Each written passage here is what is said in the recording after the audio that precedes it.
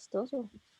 Pero sabes que también es la base del vértigo. ¿Ves que yo tengo ese, Sí. de esa pérdida del oído? Bueno, pues la única Ujú. forma de combatirlo es fijar un punto fijo. O sea, empieza a llevarme y si yo no, pum, digo, aquí, un punto en la pared, la lámpara, Sí, lo que pues tú sí, sí, sí. quieras, y si no, no puedo parar el movimiento, ¿eh?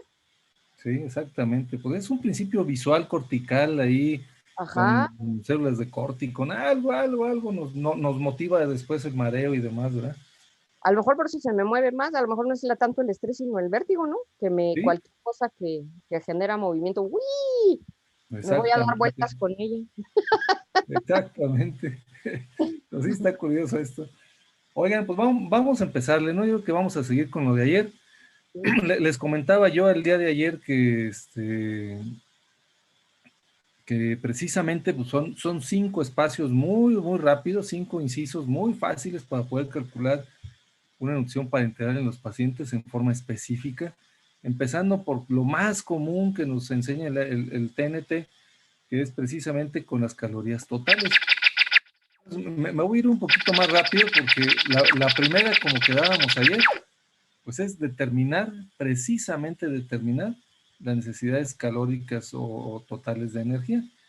Entonces, sabiendo nuestra necesidad calórica total, pues vamos a seguir con lo demás, distribuirlas, multiplicar las kilocalorías que hice por el sustrato deseado, dividirlas entre 100. Esta pequeña formulita es muy sencilla, pero les voy a enseñar otra, para que luego lo hagamos a veces hasta más fácil, pero dependiendo de si tenemos determinada habilidad matemática. Entonces, vamos a seguirlo haciendo. De las dos maneras se puede. Entonces, de aquí vamos bien. El primer punto es determinar las necesidades totales de energía. ¿Sí estamos bien hasta aquí, doctorazos? Sí, doctor. Y luego distribuirlas por los macros. Y aquí va a depender mucho de nuestro juicio clínico. ¿Qué tanto le vamos a dar de carbohidratos? ¿Qué tanto de proteínas? ¿Y qué tanto de lípidos? El punto 3, ¿cuál es? ¿Quién me lo dice rápidamente? Era de los... ¿Cuántas kilocalorías por gramo? Es determinar los gramos totales en la solución. Y aquí vamos a tomar en cuenta que si estoy hablando de carbohidratos, pues van a ser 3.4 por la monohidra, por la presentación, o anhidra, que le llaman también, de la presentación comercial del carbohidrato. Luego las proteínas no cambian, esas siguen en 4. Y aquí muy listos, nos ahorramos mucho ya el paso, pues nos ahorramos un paso con los lípidos, porque aquí ya viene en líquido, y si usamos al 20%, 2. Les repito, si usamos al 10% es 1 y si usamos al 30% pues es 3. Entonces ya llevamos aquí 3. El 4, vamos a determinar los volúmenes de las soluciones que vamos a emplear. Y aquí nuestro juicio racional, así bien práctico, va a tener que ser en el 2 y en el 4. Este no cambia más que con los lípidos. Pero aquí en esto muy listos qué tipo de solución vamos a usar, qué tipo de presentación vamos a tener y esa vamos a usar. Entonces lo vamos a sacar por los gramos deseados, los gramos que ya tenemos arriba, sobre el tanto por ciento de la solución, o sea, entre lo que vamos a usar y por 100. Hasta aquí para este punto, ¿hay alguna duda, doctores? ¿O lo podemos No, seguir? doctor. Sale. Y no se les olvide que nuestro volumen va a ser muy igual o lo más práctico, lo más cercano a las calorías totales que debemos de tener. Y no se les olvide agregar también lo que son vitaminas, oligos y demás, que en volumen no implica mucho, pero pues que si agregamos 60, 50, 60 mililitros más, dependiendo de las presentaciones que tengamos, pero que debemos de completar mínimo los 1600 mililitros que necesitamos para las 1600 calorías en este caso. ¿Sale?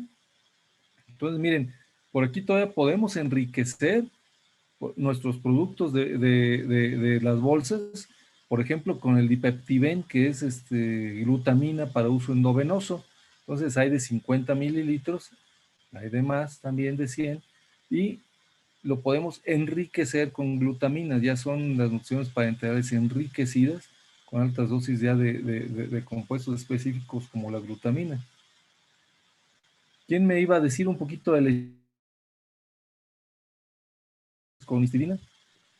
Yo volví a leer un poco y encontré dos cosas. Decía que podía evitar el estrés oxidativo y que servía para generar eritropoyesis. Ok, y aparte, no sé si leíste, que no nada más exclusivamente la histidina, sino también la taurina. Sí, Principalmente se dan porque los renales tienen alta deficiencia de los no esenciales, pero principalmente de la histidina y de la taurina. Entonces, vamos a decir, se pudiera enriquecer no con los esenciales que ya conocemos, sino también con algunos no esenciales. Ya le llamaríamos como fórmula renal enriquecida o total para los renales. En este caso, pues es glutamina, este va para todos y existen las presentaciones comerciales que las podemos agregar. Su composición, pues es alanilglutamina, 200 miligramos, su composición de alanina con glutamina y que se puede presentar entre 50 y 100 mililitros sus formas comerciales y los podemos agregar a la bolsa, enriquecidas, pero valorando muy bien los miligramos y todo lo que le estamos dando de proteína. No es como comerse 2, 3 tacos y ya, ¿no?, de extras. No, eso hay que hacerlo bien balanceadito. Ahora, fíjense, yo siempre les he querido dar o transmitir la idea de no nomás lo clásico, sino también lo que está en el mercado. Esto es lo práctico, lo que está en el mercado. Una marca muy común, laboratorio del Fresenius Kabi. Viene hasta con unas direcciones por ahí que todavía pueden hablar o puede uno hablar para conseguir las bolsas. Y quiero que los vean. Esto ya viene el 3x1. Ya no está la fórmula magistral que tenemos o que podemos hacer compuesto por compuesto. Aquí ya viene la bolsa lista que tenemos que estrujar y una vez mezclado lo colgamos al paciente. Son muy útiles, aunque no sean tan exactas, pero sí tienen determinadas características. Por ejemplo, del Cabiven central existen de 2.566 mililitros, ya existen de 2.053 y de 1.430 mililitros. Si aquí lo vemos con calma, me dice cuántos gramos de aminoácidos tiene cada compuesto, el nitrógeno que le voy a poner a ese compuesto, a ese paciente, la cantidad de carbohidratos, me va a decir las kilocalorías. Yo casi siempre empiezo al revés. Saco mi gasto calórico total del paciente y le digo, mira, ¿qué va a ser? ¿Central o periférico? Central. Órale, mira, necesita 1.400 kilocalorías, 1.400 kilocalorías, sale. Le pido la de 1.400 calorías, que va a ser la de 1.540 mililitros. Y me da una idea muy exacta, a menos que yo necesite algo más de aminoácidos, le puedo enriquecer con glutamina. Si yo necesito que sea diabético, bueno, pues le puedo bajar un poco más los gramos de glucosa, pero ya la tendría yo que hacer. Vamos, esto es para pacientes muy estables y que se pueden controlar fácilmente las cuestiones metabólicas. Entonces, fíjense bien, contenido total de energía, total 1.400, no proteicas 1.200. Y ya me dice el montón de electrolitos que tiene, los milimoles que tiene, y me dice la osmolaridad aproximada. Estos tres compuestos va a tener 1.230 milosmoles por kilo aproximadamente. Entonces tiene que ser central. Y la osmolaridad de 1.060 milosmoles por litro, y aquí son kilos de agua, y aquí son milosmoles por litro. Entonces me fijo bien cómo está la osmolaridad y me doy una idea de qué puedo yo administrar. Si yo lo veo periférico, con la punta del catéter en una vena periférica, también tengo de varios mililitros y me voy a mis calorías, 1.700, 1.400 y 1.000, fíjense, hay de 1.400 aquí y hay de 1.400 acá. Fíjense, aquí van a ser 1.920 mililitros, en el ejemplo clásico que les puse yo, de los 1.400 y de las 1.400. Y fíjense, voy a ponerle menos, lo malo es de que van a ser menos gramos de aminoácidos, de proteína. Aquí me da 45 y me da aproximadamente 51. Aquí me da 130 gramos de glucosa y acá 150.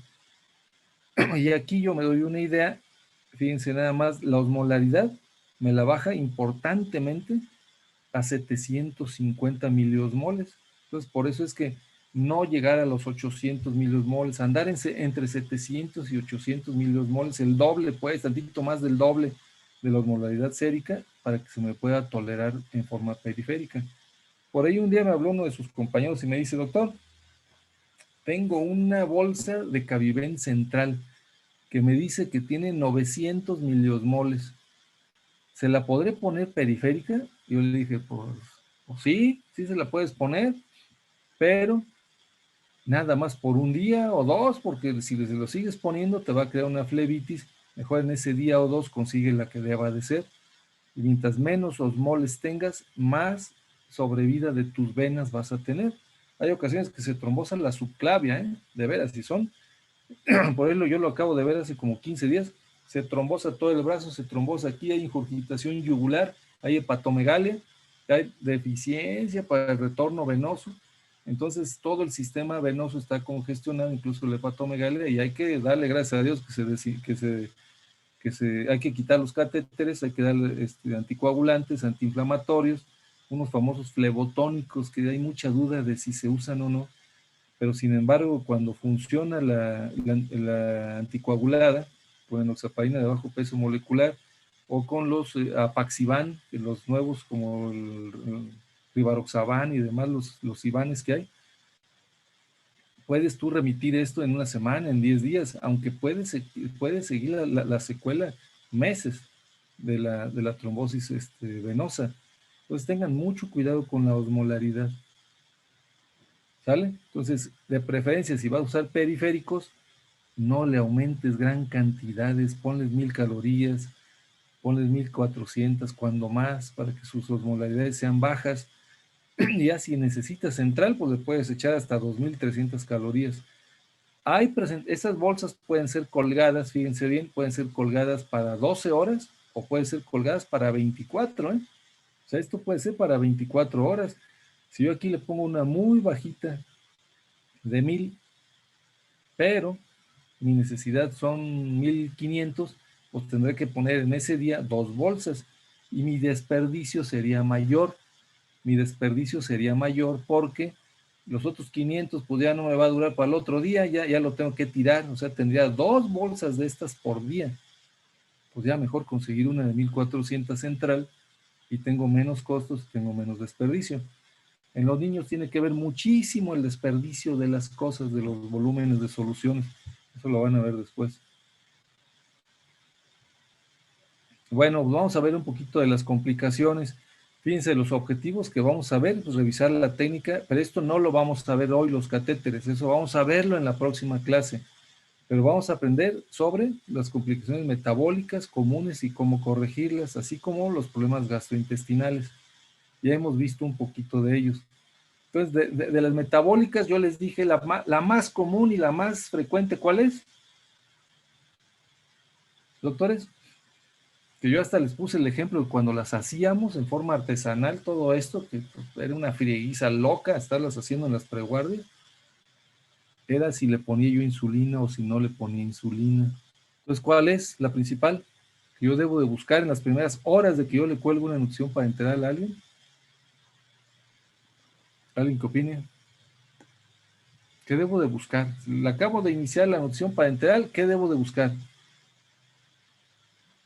Doctorazos. ¿Niveles de glucemia? Exacto, hiperglicemia o hipoglicemia. ¿Cuál de las dos, el hiper o el hipoglicemia, convulsionan? La hipoglucemia. Fíjense que los dos en caso extremo. ¿Cuál preferirían ustedes tener, hiper o hipo? Hiper. Hiper, ¿y por qué no hipo? Porque en un hiper mínimo le puedes poner insulina y lo bajas, ¿no? Exacto, y en la hipo, pues le pones azúcar y lo subes. Pero es más aguda, ¿no? Como que Es tiene más efectos agudo. más agudos. Exacto, y aparte menos tolerancia. Con cada fenómeno de hipoglicemia que ustedes tengan, pueden tener daño cerebral, que puede decir es acumulable. Entonces, con una que tengas de 40, ya estás todo somnoliento, ya estás perdiendo el sentido, puedes hasta convulsionar y puedes tener cierto grado de daño cerebral.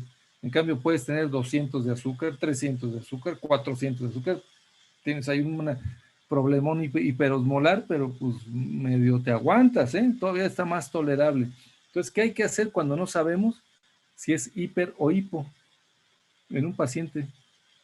Ya no supe yo si le puse la insulina, ¿qué hago? Ya no sé si está somnoliento, si está todo bien mal por la hiper o por la hipo. En lo que le hago el dextrostrix, ¿qué más le tengo que hacer? Pasarle azúcar. No, nunca está de más. Es increíble cuando tengan un cuadro de hipoglicemia, pónganle un glucosado al 50, prácticamente toda el ámpula de glucosado al 50, si lo pueden diluir, si lo pueden hacer lento, mejor, pero van a ver cómo en minutos este paciente despierta. En cambio, si fue hiper, pues en vez de 280 lo voy a subir a 320, no pasa gran cosa. Pero si lo tengo en 40 y le pongo un glucosado al 50, pues lo levanto. Hasta parece que resucitó. Entonces pónganle abusados con la hiper o con la hipo, abusados con la suspensión abrupta de la nutrición parenteral. Se tapó la vena, suspéndeselo a la fregada, quítaselo, no, pónganse bien listos, lo que va a tener va a ser, hipoglicemia. Entonces, hay mucho hiperglicemia cuando le inicio la nutrición, y hay hipoglicemia cuando le quito la nutrición. Entonces vamos a ver que vamos a empezar poco a poco a nutrirlos y vamos a destetarlos poco a poco de la nutrición parenteral. Como se inicia en 3 o 4 días, como se quita en 3 días o 4, ya teniendo una vía oral adecuada, ¿eh? Entonces no es nada más quitarle el catéter y vamos hacia tu casa, no, pues se les desmaya ya a la salida. Entonces pónganse muy listos y pues ya saben cómo tratarlo, con azúcar o con insulina, con soluciones, hidratándolos y demás. Otra complicación es la hipocalemia. La hipocalemia, pues también vamos a tener varios signos y síntomas: debilidad muscular, parálisis, ilio, arritmias cardíacas. Obviamente, pues si toman un electro se van a dar una idea muy franca de cómo anda el potasio, el balance negativo de nitrógeno. Hay que ponerse listos con los medicamentos consumidores de potasio, y pues obviamente pues hay que aumentar el potasio en la solución de la nutrición parenteral. ¿Y quién me puede decir de cómo vienen las ámpulas de cloruro de potasio en una presentación ordinaria estándar de nuestro sector salud? De 20 miligramos. De 20 miliequivalentes, ¿verdad? ¿Y cuál será la velocidad de infusión que yo pueda poner en un paciente de potasio? ¿Cuánto me tolera? ¿Cuánto debo de yo tener en mente de poner por hora? ¿Cuántos miliequivalentes por hora? ¿No más de 20? No más de 20, exactamente, no más de 20. Entonces tú puedes tener un déficit de potasio importante, que lo vas a lograr con 100 miliequivalentes de potasio, que equivale a 6 ámpulas, y lo vas a poner en 600 mililitros de solución con 100 mililitros por hora. No más, por favor, no más, porque podemos matar a ese paciente. Entonces, no se necesita una velocidad de infusión altísima, mejor 20 miliequivalentes por hora. En dilución adecuada, en 100 mililitros lo puedes diluir y lo puedes tú pasar 100 mililitros por hora con una bomba de infusión y te da los 20 miliequivalentes. Ha habido casos en que pones las 6 ámpulas y alguien le abrió ahí al chorro, o se le fue en un chorro, se le fue en media hora, y el paciente está más angustiado que tú y que yo, ya se andan muriendo por hipercalemias, ¿verdad? Entonces, el problema del potasio alto, ¿en dónde lo vemos casi siempre? ¿En qué tipo de pacientes? ¿En acidosis? Mira, si te los agrupo por enfermedades, pues en los pacientes renales. Los pacientes renales tienden a acumular potasio, y el problema es que cuando te caen en paro cardíaco es bien difíciles de sacar, son muy difíciles de sacar. Poco puedes hacer para revertir un paro cardíaco en una insuficiencia renal por hipercalemia. Y pregunta de examen: ¿En qué se para el corazón? ¿En sístole o en diástole por problemas de hipercalemia? ¿Diástole? En diástole, se van relajando hasta que ya no tienen poder de contractibilidad. Entonces ustedes van a ver cómo en el electro se van alargando los ST, hasta que ya es una diástole, ya no se contrae nada. Entonces pónganse muy listos con los electros, pónganse muy listos con lo que uno les administra a este tipo de pacientes, porque todo va a depender de lo que yo le ponga, todo. El paciente ni sabe qué le estás poniendo, lo que sí sabe es de que si a ti te falla, él se muere. Entonces pónganse bien listos, ¿sale? Hay sustancias en el tratamiento que son como quelantes, que le llaman, con depletores de potasio o soluciones quelantes, con glucosado e insulina, y arrastran el potasio secundariamente. Pero la verdad es difícil sacar a alguien de un paro con hipercalemia. Entonces en los renales, siempre que los vamos a operar, que los vamos a poner un catéter de Tenkov, siempre decimos, a ver, espérame tantito, ¿cómo anda el potasio? ¿Cómo está la creatinina? ¿Cómo está la cuestión respiratoria? ¿Qué podemos hacer por ese paciente? Porque hay veces que pues ya no hay mucho que hacer, ya están hasta intubados muchas veces, ya no pueden ni respirar, pues lo que sigue es un paro cardíaco. Doctor, ¿sí? una pregunta, y por ejemplo, ya cuando se desarrollan estas complicaciones, lo que se tiene que hacer es detener la nutrición. Fíjese que cuando hablamos de hipercalemia, sí, pero no dejarlo en cero de la nutrición parenteral. Le bajas muchísimo la velocidad de infusión y buscas alguna otra manera de poder nutrir, de perdida con glucosa, ¿eh? De perdida con glucosa. Y esto también se revierte, pues vamos a decir, si el problema de la hipercalemia te ayuda, un problema de insuficiencia renal crónica, pues hay que tratarlo de meter a un apoyo dializante, ya sea por diálisis peritoneal o con hemodiálisis, pero se te va complicando la existencia, entonces hay que tener mucho cuidado también con los electrolitos. Hay que tratar de resolver el problema renal en la manera que se pueda, ¿sale? Ok, gracias, doctor. Pues poco, pero nunca se suspende de un día para otro la nutrición. Si lo tienes que hacer por algo, de perdida le cuelgas un glucosado al 10 o hasta con un extra de glucosado al 50, porque también el suspenderlo te perjudica muchísimo a los pacientes. Bien, entonces como potasio aquí les pongo los volúmenes, los valores normales, porque luego ya ni nos acordamos, de 3.5 a 5.3 miliequivalentes por litro. Bien, otro que vemos es lo que es problemas con el fósforo, con el fosfato, y pues vamos a tener, fíjense, signos y síntomas. Todos los pacientes, si ustedes lo ven en la pasada, también hay vía letargia, debilidad muscular, anorexia, fíjense, dolor de huesos largos. No, hombre, pues un montón de problemas hay aquí, hasta anomalías cardíacas. O sea, es difícil en un momento dado poder diferenciar si nada más me está fallando el potasio o si también tengo problemas con el fósforo. Entonces, vamos a tener problemas de hipofosfatemia, como también vamos a tener en un momento dado con el magnesio, y fíjense, debilidad muscular, depresión, irritabilidad, anorexia. Es bien difícil, pero un paciente que estoy cometiendo nutrición parenteral, que no me responde bien neurológicamente, que tiene mucha letargia, que tiene bradilalia, bradipsia, que no coopera bien, ese trae algo, enfriega los electrolitos, cuantifíquenle lo que más puedan.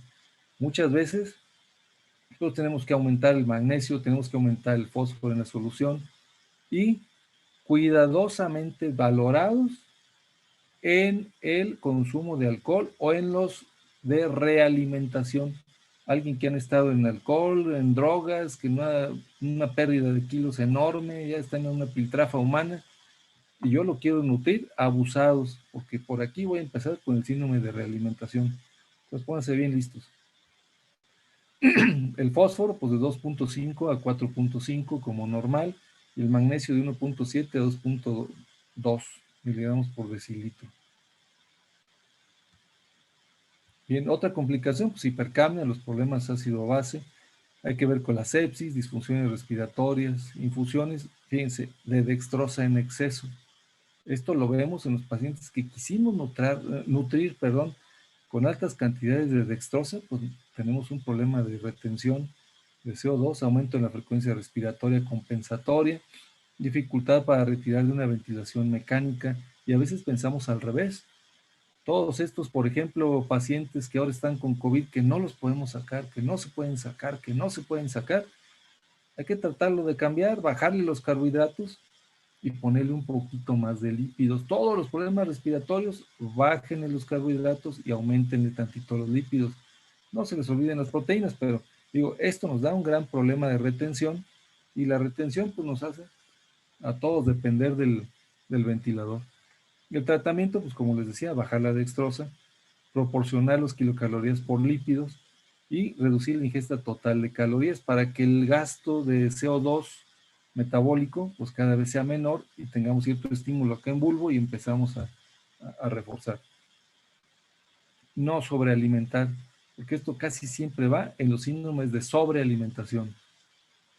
Y acá en los equilibrios ácidos-bases, pues tenemos que estar muy listos con infusión excesiva de aminoácidos, hidrataciones adecuadas, el tratamiento proveer hidratación adecuada, concentración baja de aminoácidos en la nutrición parenteral, y aquí aumentar las calorías no proteicas también. Entonces aquí hay que estar muy listos con los problemas renales o prerrenales, porque pues perjudicamos enormemente también a los pacientes. Trastornos ácido-básicos, pues abusados con el pH sanguíneo. Y ahorita podemos tomar gasometrías arteriales a cada rato y podemos ajustar las cantidades en forma específica. Ahí hay que descartar los problemas que nos hacen un desbalance muy fácil del trastorno ácido básico.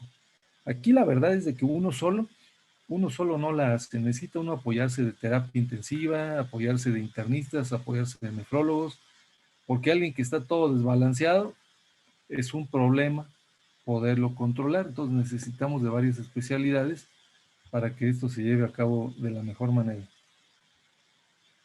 Y fíjense, hay problemas gastrointestinales muy serios, por ahí lo vimos con las proteínas, y decíamos del por qué hay en un momento dado hasta 5 veces más sangrados de tubo digestivo en los pacientes que estamos con nutrición parenteral. Entonces va a haber gastritis, va a haber úlceras, y va a ser en relación a la infusión de proteínas. Mientras más cargado lo demos de proteínas, más problemas vamos a tener con la situación del ácido clorhídrico, con la agresión de la mucosa, y vamos a tener más úlceras. Por eso los hepatópatas con sangrado de tubo digestivo activo se le baja casi a cero o lo menos posible de proteínas, por el aumento de producción de ácido gástrico y disminución del espesor de la mucosa. Pues hemorragia gástrica, y pues darle lo que podamos. Aquí le damos las terapias profilácticas para neutralizar el ácido, inhibidores de H2, de la bomba hidrógeno-potasio, de todo lo que tenemos en las cantidades suficientes farmacológicas para que ese sangrado pues lo podamos disminuir, o hasta endoscopías para tratar de esclerosar esas úlceras, o en casos extremos contra la gastritis erosiva. Es abundante y está exsanguinando a nuestros pacientes, o tienen un grupo sanguíneo raro. Nos han avisado, oye, este paciente de terapia está en nutrición, tiene un sangradero y es O negativo. Y pues ya casi nos falta que nos amarren una mano, pero lo que hay que hacer pues, es gastrectomía total. No te queda otra. Y ahí pues ahí les encargo lo que sigue, ¿verdad? Es un verdadero problema vivir sin estómago.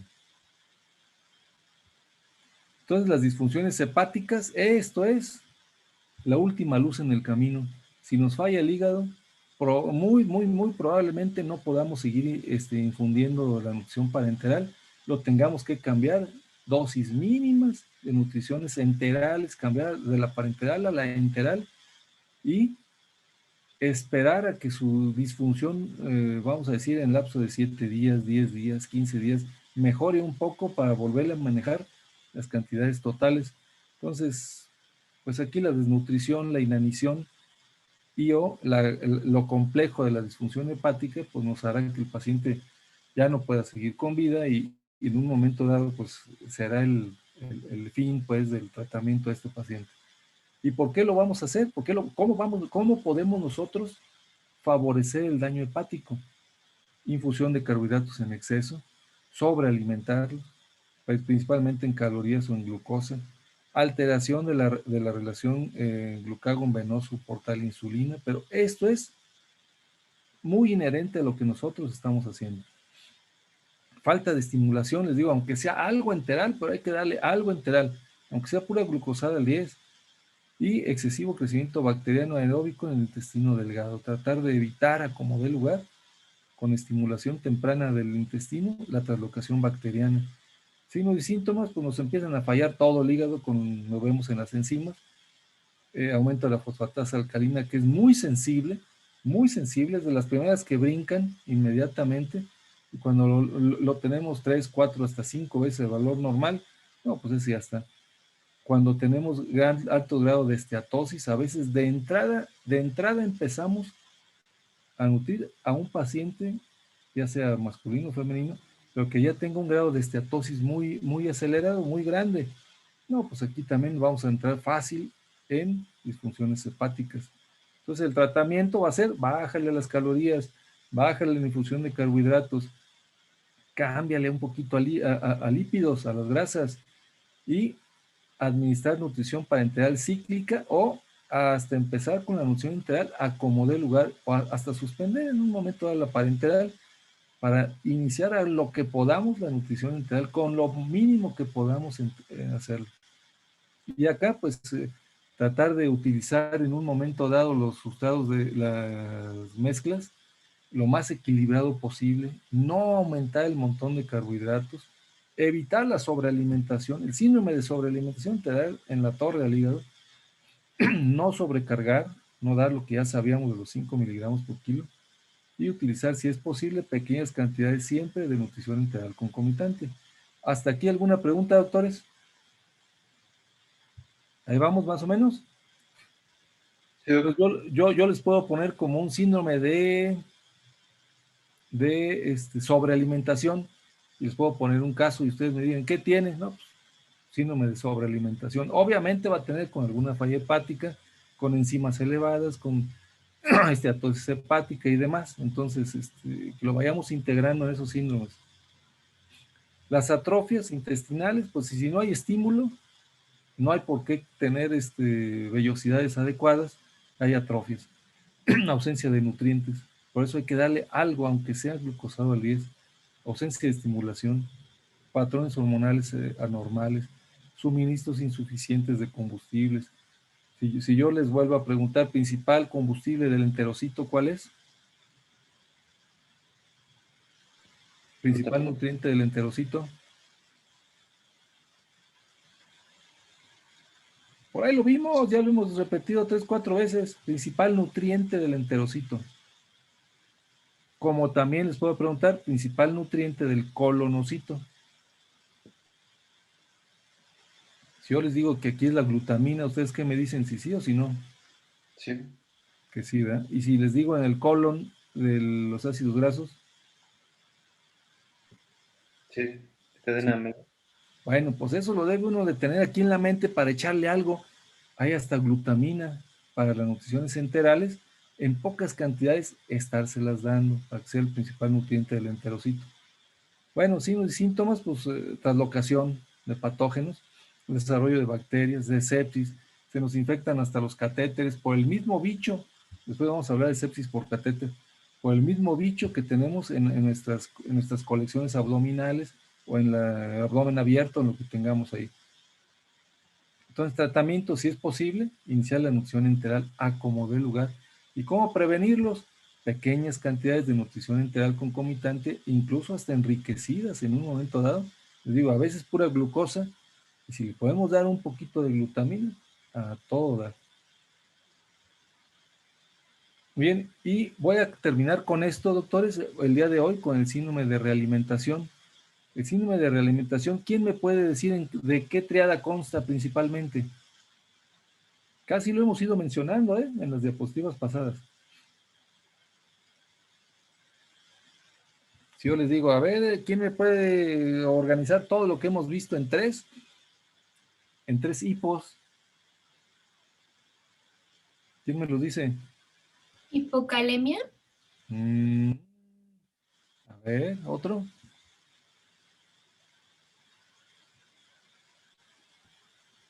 Ahí les va. Hipofosfatemia. Ándale, por ahí vas.